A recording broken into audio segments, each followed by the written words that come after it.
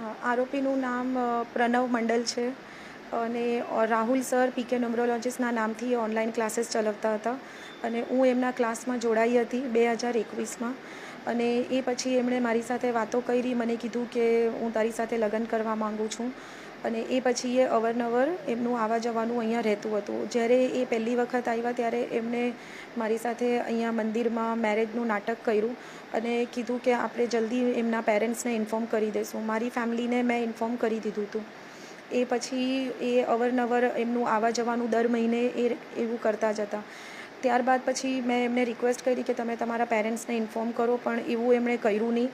મને letter on ખબર પડી કે જ્યારે મારા ઘરે પણ અવરજવર રાખતા હતા ત્યારે એમણે મારી બંને ડોટર સાથે પણ રોંગ કર્યું ને એ દરમિયાન એમણે મારા બહુ બધા ફોટોઝ વિડીયોઝ પણ એ રીતે લીધા હતા. જ્યારે ફાઇનલી અમે એમના માટે સ્ટેન્ડ લીધો કે તમે આ રોંગ કર્યું છે મારી ડોટર સાથે, ત્યારે એમણે મારામારી કરી અને તોડફોડ કરી અને એ અહીંથી જતા રહ્યા અને સતત ધમકી આપતા હતા કે તે કોઈ પણ કાર્યવાહી કરી તો હું પોલીસમાં ઉતારું, આવી રીતે એ કરીશ, તારા ઉપર જૂઠા કેસ લગાડીશ, પ્લસ હું તને વાયરલ કરી મૂકીશ.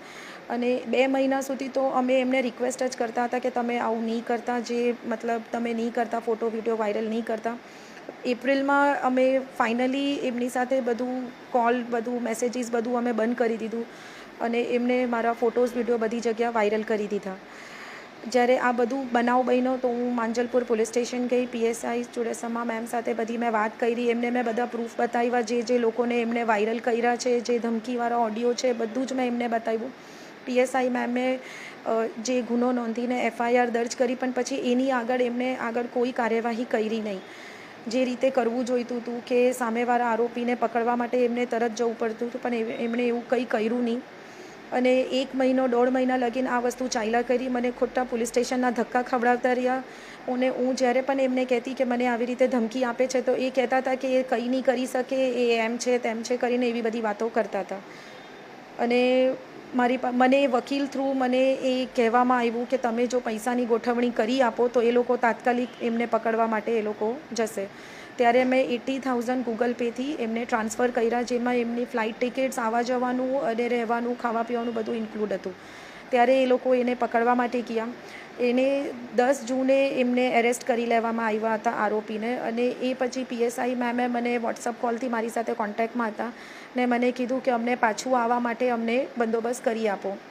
જો તમે બંદોબસ્ત કરી આપો તો અમે એને તાત્કાલિક લઈને આવી જશું અને જો નહીં થાય તો પછી એને અહીંયા જ બેલ મળી જશે અને અહીંથી એ ભાગી જશે, છૂટો થઈ જશે.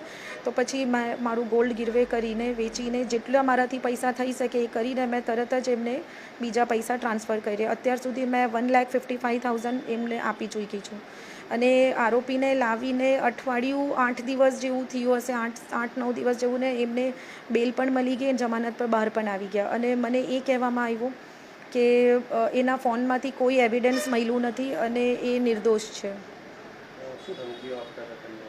કે તને जानથી મારી નાખીશું, તને तेरे को तेरी दोनों बेटियों को घर में घुस के गोली मार दूंगा, तेरे को झूठे केस में फंसा दूंगा, तू मुझे जानती नहीं है, मैं पॉलिटिकली बहुत स्ट्रॉन्ग हूँ, तुझे मेरी पहुँच पता नहीं है और तूने ट्रेलर तो देख ही लिया होगा मैंने क्या किया है. અને और मुझे कंटिन्यू ये धमकी तो देते ही रहते थे कि अब तक तो तेरा कर दिया, अब बच्चे की स्कूल में जब फ़ोटो वीडियो वायरल करूँगा तब तू देखना तेरा क्या हाल होता है.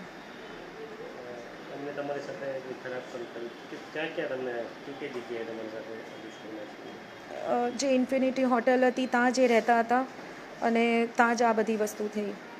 ઘટના બન્યા પછી પોલીસ કમિશનર રજૂઆત કરી હતી. મેં પોલીસ કમિશનરને અરજી કરી છે અને એસીપી સરને અરજી કરી છે. શું માંગણી છે, આની સામે શું કાર્યવાહી કરવી જોઈએ, શું કહેશો તમે?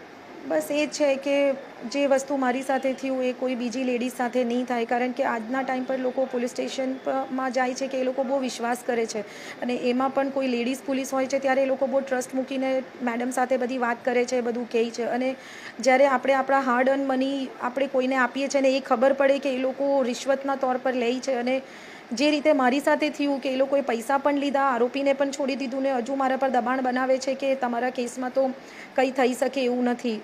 તો એ એવું કોઈ બીજા સાથે નહીં થાય. આરોપીને પકડવા ક્યાં ગયા હતા? કોલકાતા ગયા હતા બાય ફ્લાઇટ.